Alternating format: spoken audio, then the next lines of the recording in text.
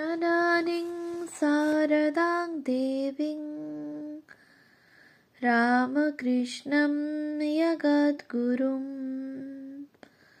पादपद्मे त्वयोश्रित्वा প্রণমামি মুহুর্মুহু।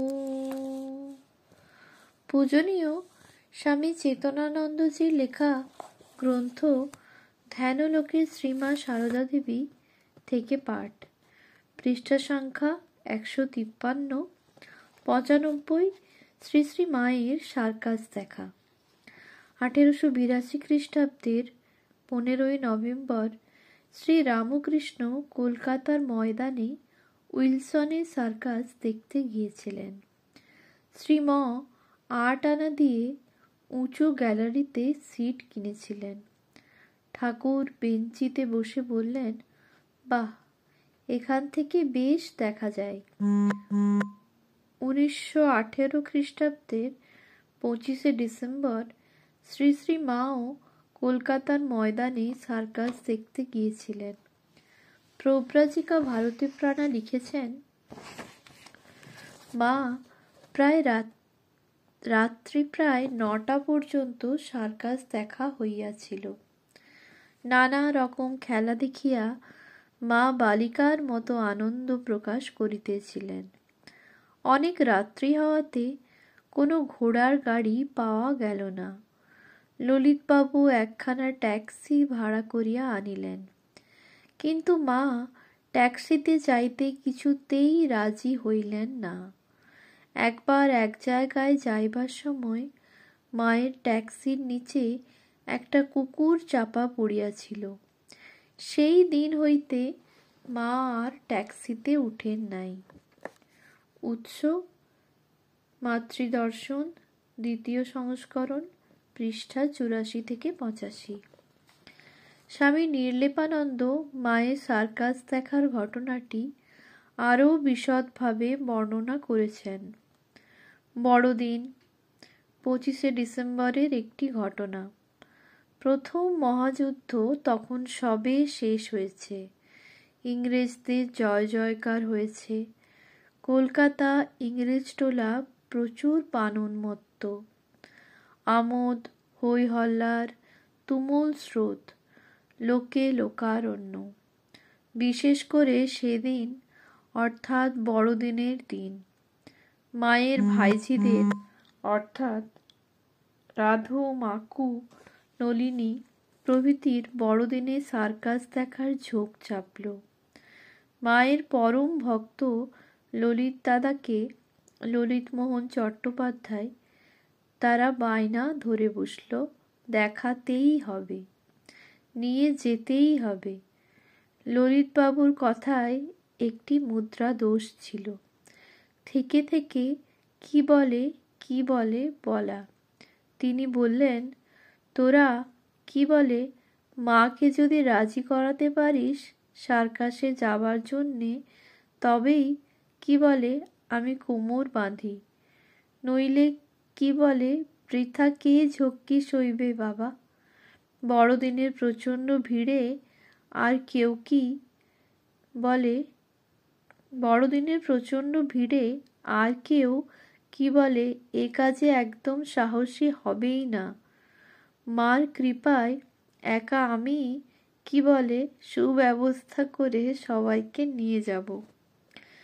ভাইঝিদের স্বনির্বন্ধ আবদারে পিসিমাও শেষমেশ রাজি হয়ে পড়লেন। শরৎ মহারাজের কানে প্রস্তাব পৌঁছলে তিনি ললিতকে ডেকে বললেন, মা যখন সম্মত তখন আমার আর কিছু বলার নেই, কিন্তু তুমি তো আর ছেলে মানুষ নও, বুড়ো মিনসে, তুমি বুঝে ভেবে দেখো বেশ করে। অনর্থক খোঁতকামো গোয়ার্তুমি করা কি ভালো হবে? যদি মার কষ্ট হয় কে দায়ী হবে? আজকের এই মরশুমে মাকে নিয়ে যাওয়ার সাহস তোমার হয়? ললিত মিটিমিটি হেসে বলল, মহারাজ কি বলে আপনার অনুমোদন না হলে তো মা কি বলে কোথাও এক পা নড়ছেন না। আপনি মত দিন, আমি দায়ী। নিশ্চিন্ত থাকুন, আমি আপ্রাণ দেখব মার যাতে কি বলে কোনো কষ্ট না হয়। সব ঝক্কি আমি ঘাড়ে নিচ্ছি। মা মোটর চড়তে চাইতেন না, বলতেন বুকে কি রকম বাজে, নইলে তো পরম একান্ত অনুরক্ত সেবক ডাক্তার কাঞ্জিলালের গাড়িখানি অনায়াসে মায়ের রথ রূপে জোগাড় হতো। খান চারেক ঘোড়ার গাড়ি করেই অগত্যা যাওয়া হলো। ময়দানের এক প্রান্তে দক্ষিণ দিকে ভিক্টোরিয়া সৌধ বরাবর। সার্কাস দলের নাম নোট করতে ভুলে গেছি। মাস্টারমশাই সঙ্গে গেলে নিশ্চয়ই সিটের দাম সমেত সব কিছুর উল্লেখ রাখতেন। ভালো জায়গায় মাকে ও তাঁর সাথীদের বসানো হলো। মা ও সকলেই খেলা দেখে আনন্দিত। মাঠে আর লোক ধরে না, বাদ্যভাণ্ডের কলরবে সরগরম। কালো মাথার সাগর, প্রচণ্ড ঠান্ডা।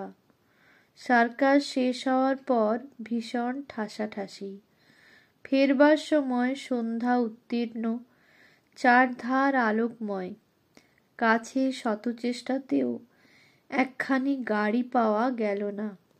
ললিত দাদা হিমশিম খেয়ে ছোটাছুটি করলেও কোনোই কিনারা শেষ পর্যন্ত হলো না।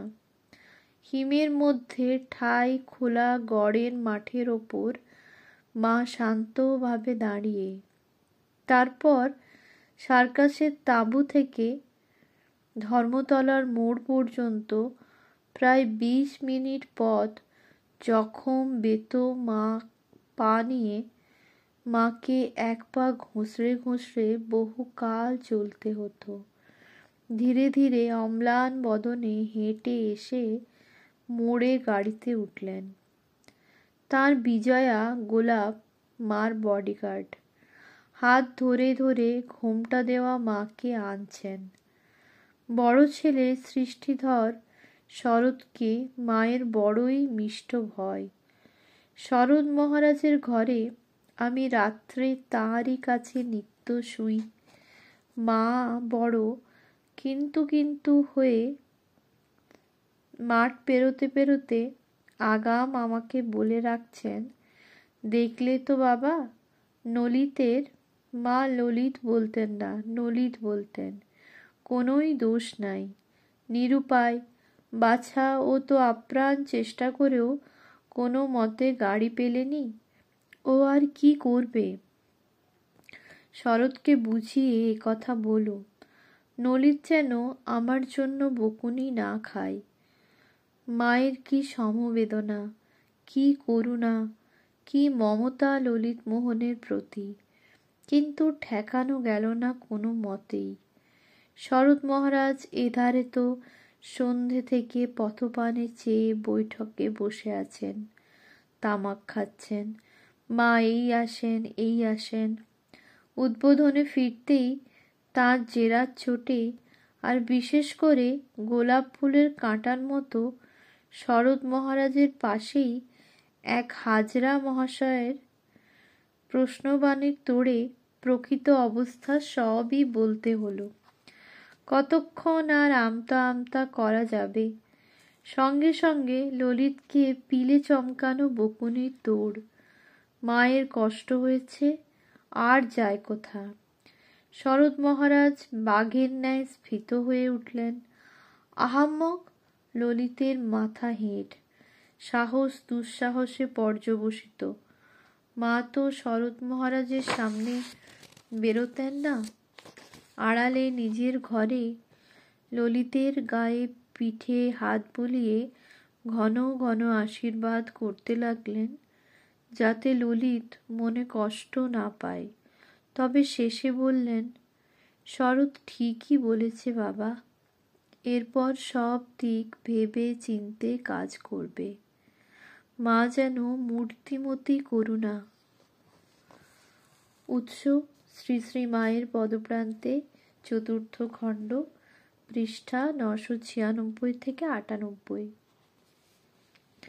সেই ময়দানে বা গড়ের মাঠ ও ভিক্টোরিয়া মেমোরিয়াল হল এখনও রয়েছে, যেখানে মা ইংরেজদের সার্কাস দেখতে গিয়েছিলেন। ওখান থেকে এসপ্ল্যানেড প্রায় 2 মাইল। এই দীর্ঘ পথ মাকে কষ্ট করে হাঁটতে হয়েছে, একথা ভাবলেই আমাদের প্রাণে ব্যথা লাগে। 96 বহাম্যহম, আমার ভার বহাম্যহম, আমি ভার বহন করি। আমরা গীতাতে 9/22 পড়ি, যোগক্ষেমং বহাম্যহম, আমি নিত্যযুক্ত ভক্তদের যোগ ও ক্ষেম বহন করি। যীশুখ্রিস্ট সম্পর্কে একটি করুণ প্রবাদ প্রচলিত আছে। পৃথিবীর শেষ দিন পর্যন্ত তিনি নাকি মানবজাতির বেদনা বহন করবেন। একে বলা হয় ভিকারিয়াস অ্যাটনমেন্ট, অর্থাৎ অপরের পাপ বা কুকর্মের ফল গ্রহণ করে নিজে ভুগে তাদের পাপ মুক্ত করা। শ্রী রামকৃষ্ণ মথুরের স্ত্রী জগদম্বার ব্যাধি গ্রহণ করে 6 মাস আমাশয়ে ভুগেছেন। তিনি গিরিশের পাপ গ্রহণ করে ক্যান্সারে ভুগেছেন।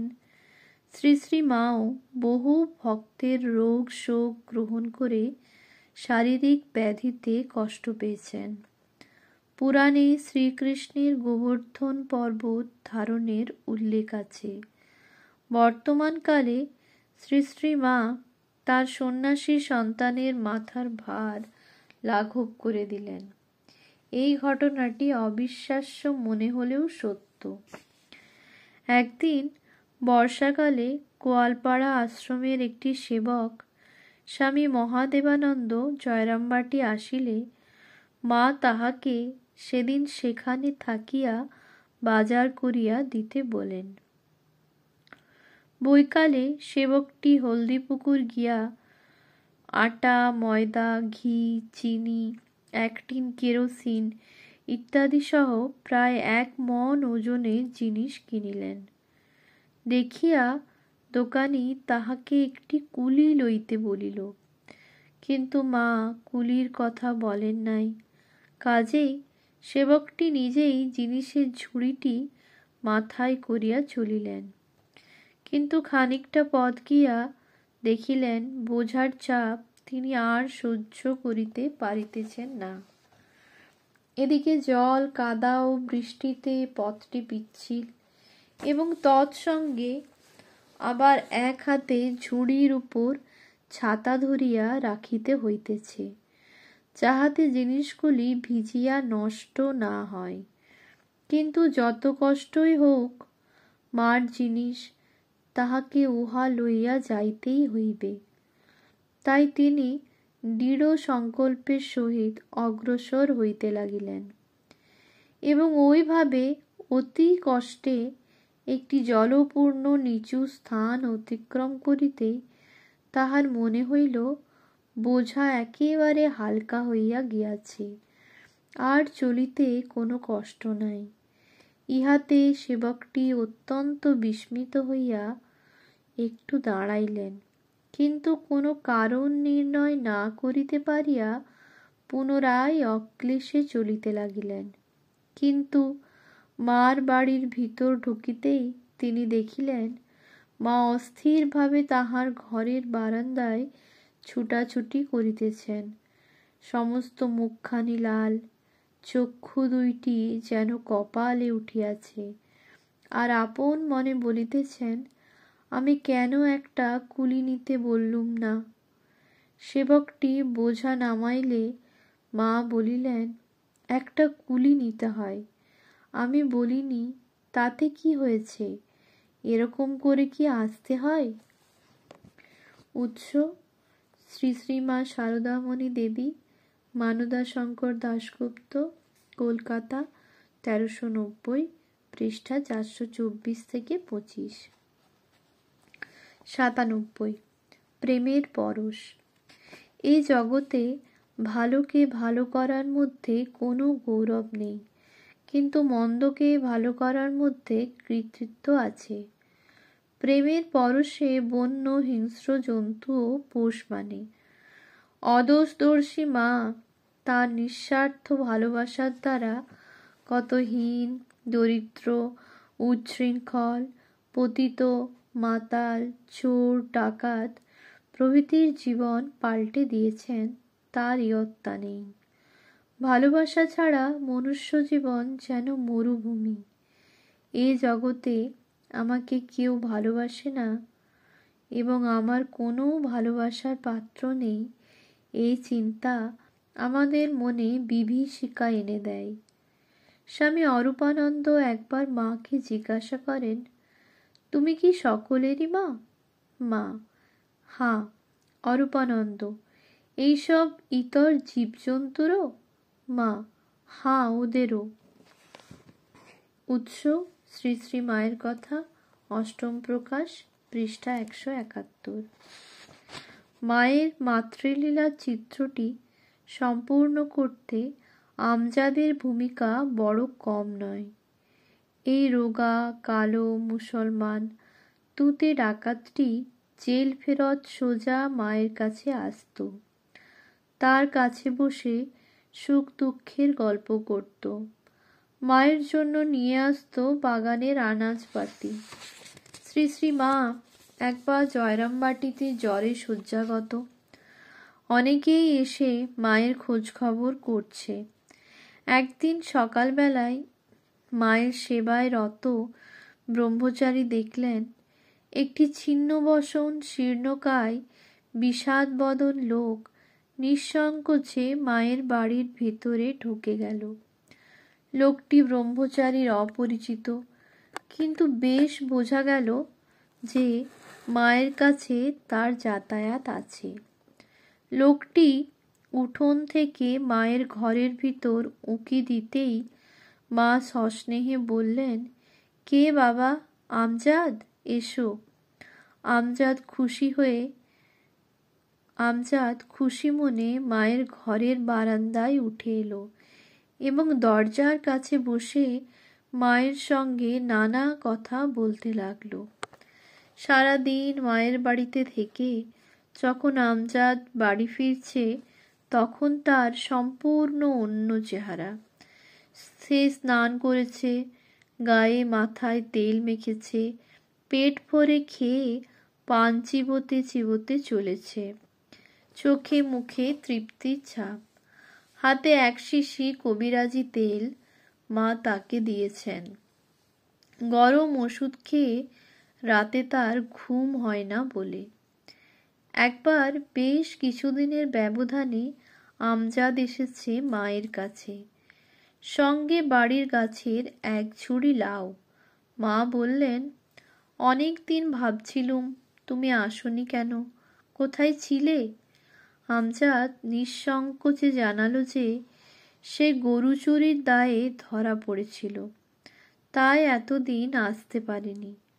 মা সহানুভূতির সুরে বললেন, তাই তো ভাবছিলুম আমজাদ আসে না কেন।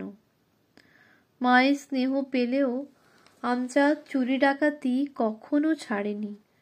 মা কিন্তু সব জেনেও তাকে বরাবরই স্নেহ করতেন। একদিন মা আমজাদকে তার ঘরের বারান্দায় খেতে বসিয়েছেন। নলিনী দিদি উঠোন থেকে ছুঁড়ে ছুঁড়ে তাকে পরিবেশন করছেন।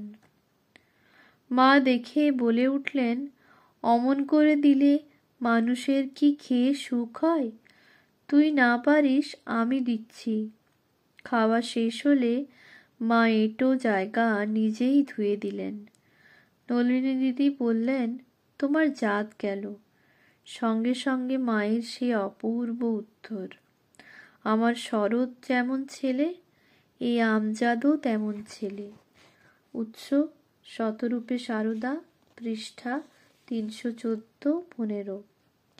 কোথায় রামকৃষ্ণ মঠ ও রামকৃষ্ণ মিশনের সম্পাদক ব্রহ্মজ্ঞ স্বামী শারদানন্দ, আর কোথায় শিরোমণিপুরের ডাকাত আমজাদ? মায়ের এই